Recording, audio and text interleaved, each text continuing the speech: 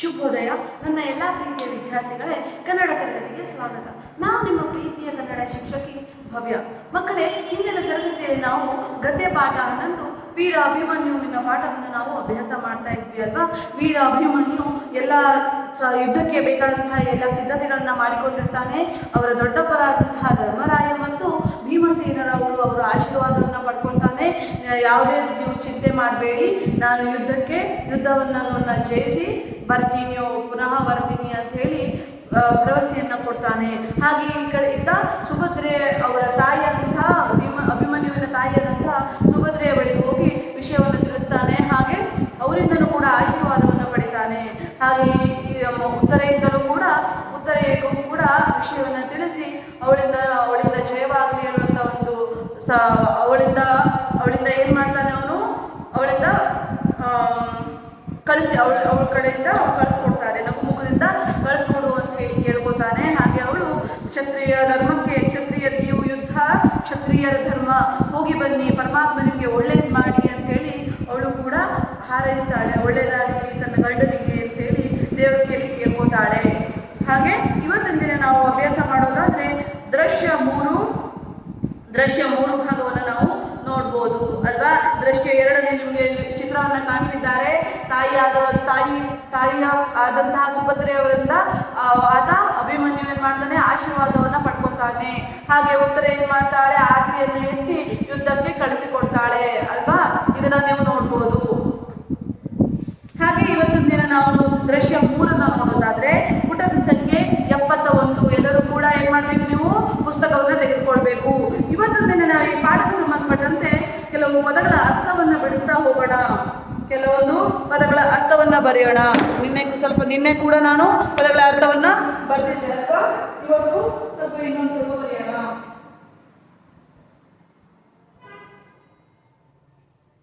ಪದಗಳ ಅರ್ಥ ಮೊದಲನೇದಾಗಿ ನೋಡೋಣ. ನೀವು ಮುಂದಿನ ಸೀರಿಯಲ್ ಮುಂದಿನ ಸಂಖ್ಯೆಯನ್ನು ಹಾಕೋಬಹುದು. ಮುಂದಿನ ಎಷ್ಟಾಗಿದೆ, 13, 14 ಪದಗಳ ಅರ್ಥವನ್ನು ನಾವು ಬಿಡಿಸಿದ್ವಿ ಅಲ್ವಾ. ಹಾಗೆ ನೀವು 15, 16 ಈ ತರ ಹಾಕೋತಾ ಹೋಗಿ. ಸಂಹರಿಸು ಅಂತ ಕೊಟ್ಟಿದ್ದಾರಲ್ವಾ. ಸಂಹರಿಸುವುದೇನು, ನಾಶಗೊಳಿಸು, ನಾಶಗೊಳಿಸು. ನಿರ್ನಾಮ ಮಾಡು, ಕೊಲ್ಲು ಹೇಳುವಂತ ಅರ್ಥವನ್ನು ಕೂಡ ಕೊಡುತ್ತೆ. ಓಕೆ. ಎರಡನೇದು ಪ್ರಶಂಸೆ. ಪ್ರಶಂಸೆ ಅಂದ್ರೇನು, ಹೊಗಳಿಕೆ. ಪುಸ್ತಕದಲ್ಲಿ ನಿಮಗೆ ಪುಟದ ಸಂಖ್ಯೆ 72ರಲ್ಲಿ ನೀವು ಇದನ್ನ ನೋಡ್ಬೋದಾಗಿದೆ. 3ನೇದು ನೋಡೋಣ, ಪರಾಕ್ರಮ. ಪರಾಕ್ರಮ ಅಂದ್ರೇನು, ಶೌರ್ಯ. ಹೇಳಿದ್ದರೆ ನಿಮಗೆ ಶೌರ್ಯ ಅಂತ ಹೇಳಿದೆ. ಹಾಗೆ 4ನೇದು ನೋಡಿ, ಸಹಮತ. ಸಹಮತ ಅಂತಂದ್ರೆ ಒಮ್ಮತ. 5ನೇದು ನಂದರ. ನಿನ್ನೆ ಹೇಳಿದ್ದಾರೆ ನಿಮ್ಗೆ ನಂದರ ಅಂದ್ರೆ ಏನಂತ ಹೇಳಿದ್ದೆ ನಿಮ್ಗೆ, ಪುತ್ರ, ಮಗ ಹೇಳುವಂತ ಅರ್ಥ ಕೊಡುತ್ತೆ. ಹಾಗೆ ಕಂದ, ಸುಮಿತ್ರಾನಂದನ ಅಂತಿದೆ ಅಲ್ವಾ, ಸಹೋದರಾನಂದನ ಅಂತಿದೆ ಅಲ್ವಾ. ಸಹೋದರೆಯ ಮಗ ಅಭಿಮನ್ಯು ಅಂತ ಹೇಳುವಂತ ಅರ್ಥ ಕೊಡುತ್ತೆ. ದಯೆ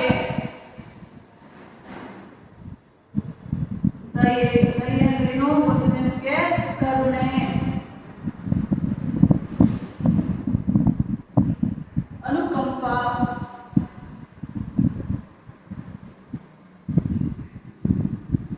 ಹೇಳುವಂತ ಅರ್ಥವನ್ನು ಕೊಡುತ್ತೆ.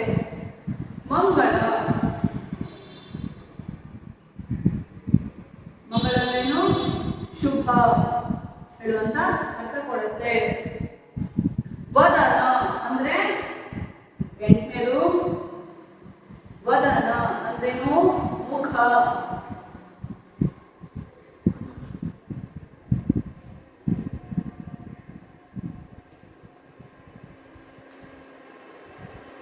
ಮುಂದೆ ನೋಡೋಣ. ಇದರಲ್ಲಿ ಪಾಠವನ್ನು ಅಭ್ಯಾಸ ಮಾಡ್ತಾ ಮಾಡ್ತಾ ಮುಂದಿನ ಪದಗಳ ಅರ್ಥವನ್ನು ನಾವು ಬಿಡಿಸ್ತಾ ಹೋಗೋಣ. ಎಲ್ಲರೂ ಪುಸ್ತಕವನ್ನು ತೆಗಿರಿ.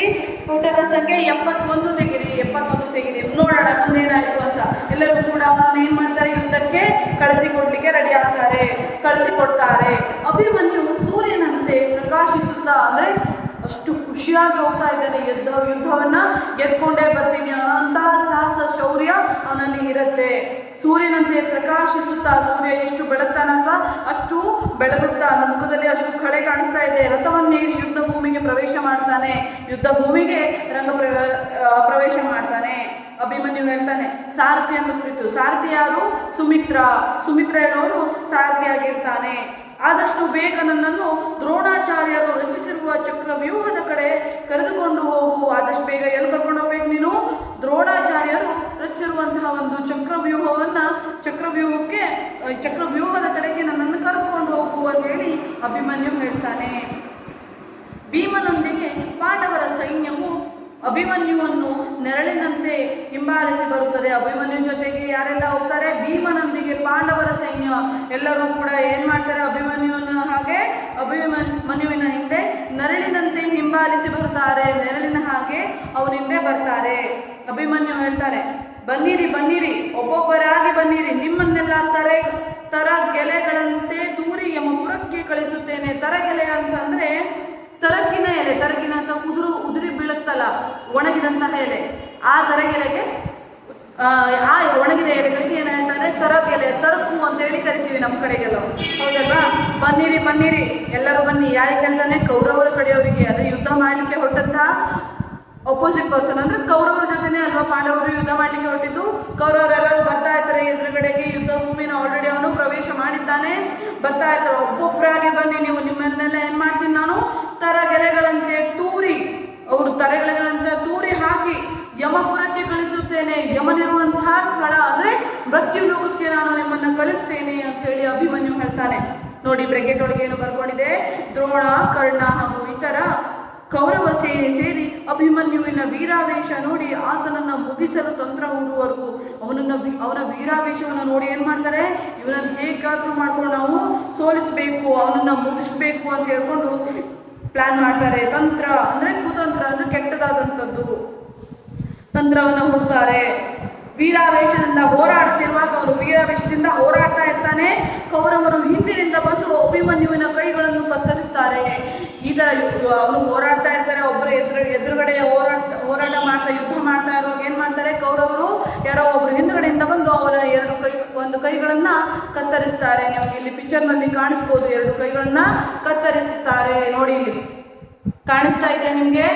ಅವನ ಕೈಗಳನ್ನ ಕತ್ತರಿಸ್ತಾನೆ. ಕೈಗಳನ್ನ ಕತ್ತರಿಸಿರೋದು ನೀವು ಕಾಣ್ಬೋದು. ಕೈಗಳಿಲ್ಲ ಅಲ್ವಾ? ಕತ್ತರಿಸ್ಬಿಡ್ತಾರೆ ಅವನ ಕೈಯನ್ನ. ಅಭಿಮನ್ಯು ಅವಾಗ ಹೇಳ್ತಾನೆ, ರಣಹೇಡಿಗಳೇ, ತಾಯಿಯ ಹಾಲುಂಡ ಯಾವುದೇ ಕ್ಷತ್ರಿಯ ಈ ಕೆಲಸ ಮಾಡಲಾರ. ರಣಹೇಡಿಗಳೇ, ಹೇಡಿಗಳು ನೀವು.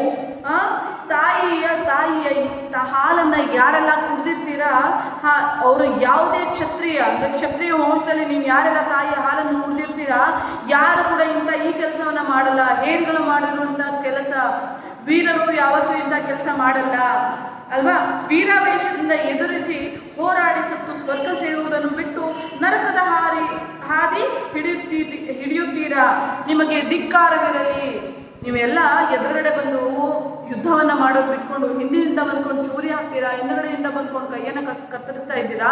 ನೀವು ಎಲ್ಲರೂ ಕೂಡ ನರಕದ ಹಾದಿಗೆ, ನೀವು ನರಕದ ದಾರಿಗೆ ಹಾದಿ ಹಿಡಿತಾ ಇದ್ದೀರಾ. ನರಕವನ್ನ ಅನುಭವಿಸ್ತೀರಾ. ನೀವು ಧರ್ಮಕ್ಕೆ ವಿರುದ್ಧವಾದಂತಹ ಕೆಲಸ ಅಲ್ವಾ ಇದು? ನರಕದ ದಾರಿಯನ್ನ ಹಿಡಿಯುತ್ತೀರಾ ನೀವು. ನಿಮಗೆ ಧಿಕ್ಕಾರ ಇರಲಿ ಅಂತ ಹೇಳಿ ಹೇಳ್ತಾನೆ.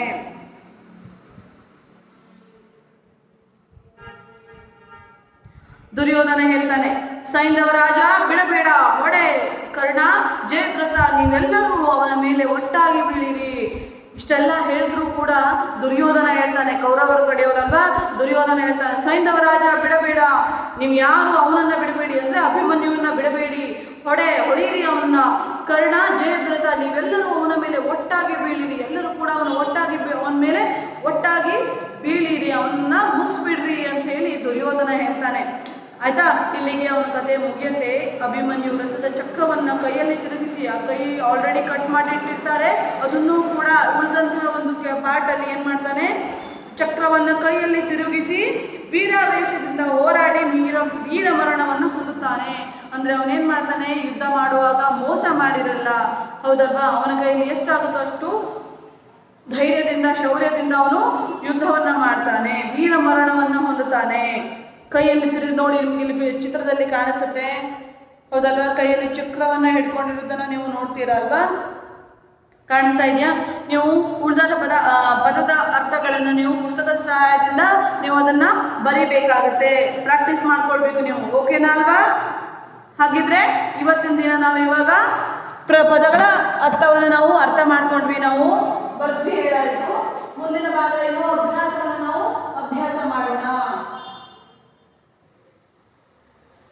ಅಭ್ಯಾಸದಲ್ಲಿ ಮೊದಲನೇ ಭಾಗ ಏನು ಕೊಟ್ಟಿದ್ದಾರೆ, ಒಂದೊಂದು ವಾಕ್ಯದಲ್ಲಿ ಉತ್ತರ ಬರೆಯಿರಿ, ಒಂದೊಂದು ವಾಕ್ಯದಲ್ಲಿ ಉತ್ತರ ಬರೆಯಿರಿ ಅಂತ ಹೇಳಿ ಕೊಟ್ಟಿದ್ದಾರಲ್ವಾ. ಅ ಭಾಗ ಅಭ್ಯಾಸ, ಅ ಭಾಗ ಅಲ್ವಾ, ಒಂದೊಂದು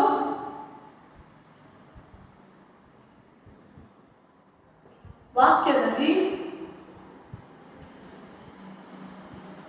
ಉತ್ತರ ಬರೆಯಿರಿ, ಒಂದೊಂದು ವಾಕ್ಯದಲ್ಲಿ ಉತ್ತರ ಬರೆಯಿರಿ, ಅ ಭಾಗ ಅಲ್ವಾ. ಅದರಲ್ಲಿ ಮೊದಲನೇ ಕ್ವಶನ್ ನೋಡೋಣ. ಚಕ್ರವ್ಯೂಹವನ್ನು ರಚಿಸಿದವರು ಯಾರು? ಪ್ರಶ್ನೆ ಏನಿದೆ, ಚಕ್ರವ್ಯೂಹವನ್ನು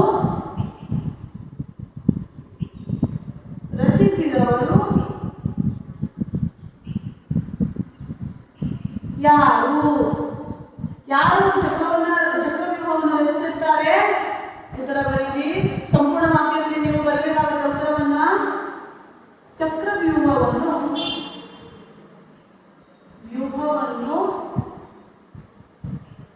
ದ್ರೋಣಾಚಾರ್ಯರು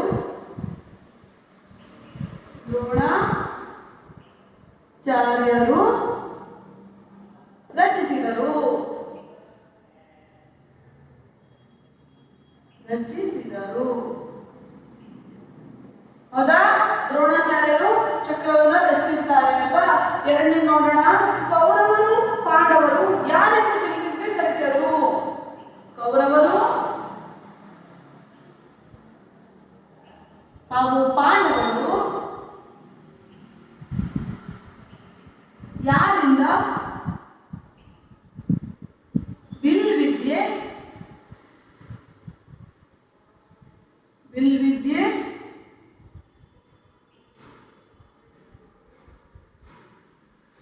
ಕಲಿತರು?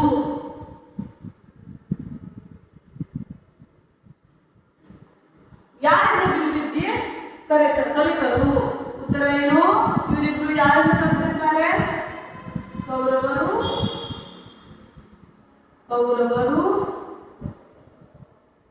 ಪಾಂಡವರು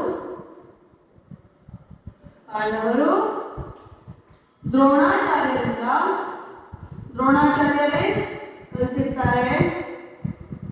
ದ್ರೋಣಾಚಾರ್ಯರಿಂದ ವಿಲ್ವಿದ್ಯೆಯನ್ನು ಕಲಿತರು. ಓಕೆ, ನೆಕ್ಸ್ಟ್ ಪ್ರಶ್ನೆಗೆ ಹೋಗೋಣ. ಮುಂದಿನ ಪ್ರಶ್ನೆ ಏನು ಕೊಟ್ಟಿದ್ದಾರೆ? ಅಭಿಮನ್ಯುವಿನ ತಂದೆಯ ಹೆಸರೇನು? ಅಭಿಮನ್ಯುವಿನ ತಂದೆಯ ಹೆಸರೇನು? ಅಭಿಮನ್ಯುವಿನ ತಂದೆಯ ಹೆಸರು? ಯಾರ ಮಗ ಅವನು? ಹಿಂದಿನ ತರಗತಿಯಲ್ಲಿ ನಾನು ನಿಮಗೆ ಹೇಳಿದ್ದೆ ಅಲ್ವಾ, ಅಭಿಮನ್ಯುವಿನ ತಂದೆಯ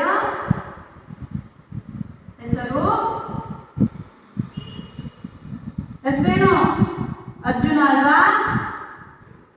ಅರ್ಜುನನ ಮಗ ಅಭಿಮನ್ಯು. ನಾಲ್ಕನೇ ನೋಡೋಣ. ಕೌರವರಿಗೂ ಪಾಂಡವರಿಗೂ ಕೌರವರಿಗೂ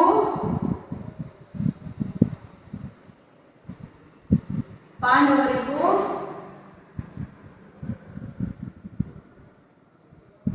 ಎಲ್ಲಿ ಯುದ್ಧ ನಡೆಯಿತು?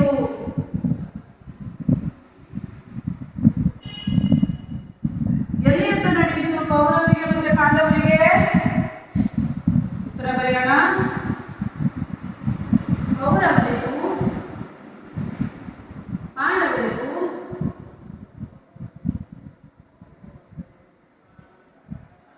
ಎಲ್ಲಿ? ಕುರುಕ್ಷೇತ್ರ ಅಲ್ವಾ? ಕುರುಕ್ಷೇತ್ರದಲ್ಲಿ ಯುದ್ಧ ನಡೆಯಿತು. ಕಾಣಿಸ್ತಾ ಇದೆ ಅಲ್ವಾ ನಿಮ್ಗೆ? ಬರೀರಿ, ಬೇಗ ಬರಬೇಕು ಅಲ್ವಾ? ಮೊದಲನೇದಲ್ಲಿ ಏನೇನು ಕೊಟ್ಟಿದ್ದಾರೆ? ಚಕ್ರವ್ಯೂಹವನ್ನು ಯಾರು ರಚಿಸ್ತಾರೆ? ದ್ರೋಣಾಚಾರ್ಯರು ರಚಿಸ್ತಾರೆ. ಅವರೇ ಕೂಡ ಏನ್ ಮಾಡಿರ್ತಾರೆ? ಕೌರವರಿಗೆ ಮತ್ತೆ ಪಾಂಡವರಿಗೆ ಬಿಲ್ಲು ವಿದ್ಯೆಯನ್ನು ಕೂಡ ಕಲಿಸಿರ್ತಾರೆ. ಹೌದಲ್ವಾ? ಎಷ್ಟು ಈಸಿ ಇದೆ ನೋಡಿ. ಅಭಿಮನ್ಯುವಿನ ತಂದೆ ಯಾರು? ಅರ್ಜುನ. ಓಕೆ. ಕೌರವರಿಗೆ ಮತ್ತು ಪಾಂಡವರಿಗೂ ಎಲ್ಲಿ ಯುದ್ಧ ನಡೆಯಿತು? ಕುರುಕ್ಷೇತ್ರದಲ್ಲಿ ಅಲ್ವಾ? 18 ದಿನಗಳ ಕಾಲ ಕುರುಕ್ಷೇತ್ರ ಯುದ್ಧ ನಡೀತಲ್ವಾ? ಕುರುಕ್ಷೇತ್ರದಲ್ಲಿ ಯುದ್ಧ ನಡೆದಿದೆ. ಇದು 12ನೇ ದಿನ ಆದಂತಹ ಒಂದು ಯುದ್ಧ. ಯಾರು 12ನೇ ದಿನ ಏನಾಗಿದೆ? ಅಭಿಮನ್ಯು ಕೌರವರೊಂದಿಗೆ ಹೋರಾಡಲಿಕ್ಕೆ, ಯುದ್ಧ ಮಾಡಲಿಕ್ಕೆ ಅಂತೇಳಿ ಹೋಗಿರ್ತಾನೆ.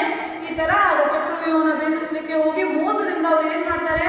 ಯುದ್ಧದಲ್ಲಿ ಅವರನ್ನ ಸೋಲಿಸ್ತಾನೆ ಆವತ್ತಿನ ದಿನ. ಹೌದಲ್ವಾ? ನಿಮ್ಗೆ ಅರ್ಥ ಆಯ್ತು ಅಂತ ಅನ್ಕೋತೀನಿ. ಮುಂದಿನ ಭಾಗವನ್ನು ನೋಡೋಣ. ಏನಂತ ಕೊಟ್ಟಿದ್ದಾರೆ ಆ ಭಾಗ ನೋಡೋದಾದ್ರೆ ಏನಿದೆ ಇದರಲ್ಲಿ? ಕೊಟ್ಟಿರುವ ಮಾತುಗಳನ್ನು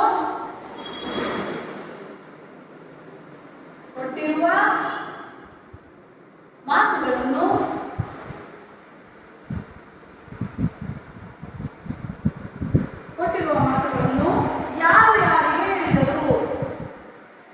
ಯಾರು ಯಾರಿಗೆ ಹೇಳಿದರು? ಓಕೆ. ಮೊದಲನೇದಾಗಿ ನೋಡೋಣ. ಏನ್ ವಾಕ್ಯ ಕೊಟ್ಟಿದ್ದಾರೆ? ಮೊದಲನೇದು, ದೊಡ್ಡಪ್ಪ ನೀವೇಕೆ ಇಂದು ಬಹಳ ಚಿಂತಾಕ್ರಾಂತರಾಗಿರುವಿರಿ? ಇದು ಒಂದು ವಾಕ್ಯ ಅಲ್ವಾ? ದೊಡ್ಡಪ್ಪ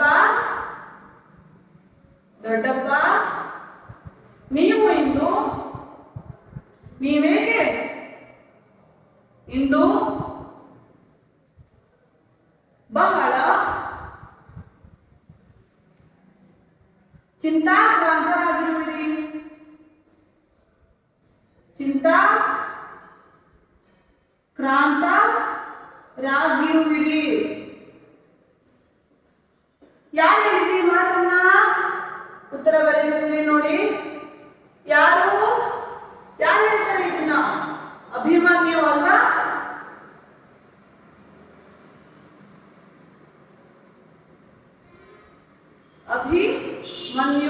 ಅಭಿಮನ್ಯು ಹೇಳ್ತಾನೆ. ಯಾರಿಗೆ ಹೇಳ್ತಾನೆ ಈ ಮಾತನ್ನ? ಯಾರಿಗೆ ಹೇಳ್ತಾನೆ?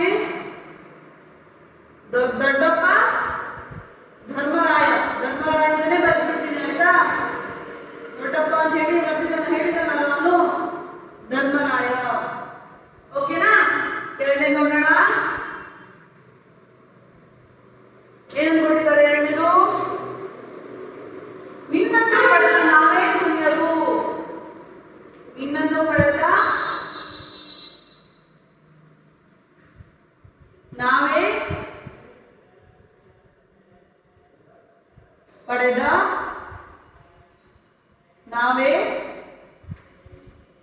ಧನ್ಯರು. ನಾವೇ ಧನ್ಯರು ಅಲ್ವಾ? ಈ ಮಾತನ್ನ ಯಾರು ಹೇಳಿದ್ದು? ಈ ಮಾತನ್ನ ಯಾರು ಹೇಳ್ತಾರೆ? ಧರ್ಮರಾಯ ಹೇಳ್ತಾನಲ್ಲ. ಧರ್ಮರಾಯ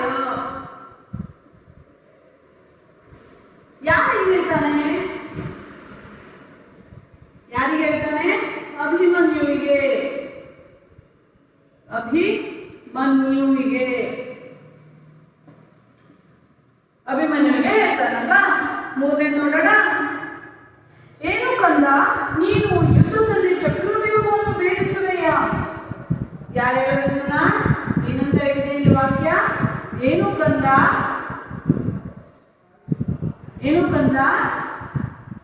ನೀನು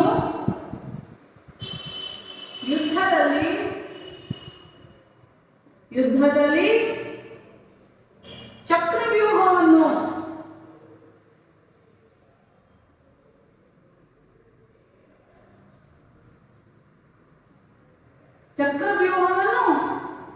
ಭೇದಿಸುವೆಯ ಅಂತ ಹೇಳಿ ಕೇಳ್ತಾನೆ.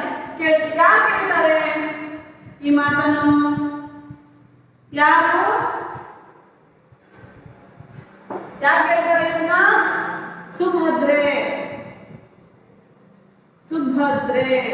ಸುಭದ್ರೆ ಯಾರು ಇಲ್ಲಿ? ಅಭಿಮನ್ಯುವಿನ ತಾಯಿ ಕೇಳ್ತಾಳೆ. ಅವಳಿಗೆ ತುಂಬಾ ಶಾಕ್ ಆಗ್ಬಿಡುತ್ತೆ. ಗಾಬರಿಯಾಗಿ ಭಯದಿಂದ ಕೇಳ್ತಾಳೆ, ಏನು ಕಂದ, ನೀನು ಈ ಯುದ್ಧದಲ್ಲಿ ಚಕ್ರವ್ಯೂಹವನ್ನು ಭೇದಿಸ್ತಾ ಇದೀಯಾ? ನಿನ್ನ ಚಿಕ್ಕ ಮಗು, ನಿನ್ನ ಹತ್ರ ಸಾಧ್ಯವಾಗತ್ತಾ? ನೀನು ಭೇದಿಸ್ತಾ ಇದೀಯಾ ಅಂತ ಹೇಳಿ ಗಾಬರಿಯಾಗಿ ಕೇಳ್ತಾಳೆ. ಯಾರು ಕೇಳ್ತಾಳೆ ಗೊತ್ತಿರುತ್ತೆ ನಿಮ್ಗೆ? ಅಭಿಮನ್ಯುವಿಗೆ ಅಲ್ವಾ? ಅಭಿಮನ್ಯುವಿಗೆ ಕೇಳ್ತಾಳೆ. ಅರ್ಥ ಆಯ್ತಾ ನಿಮ್ಗೆ?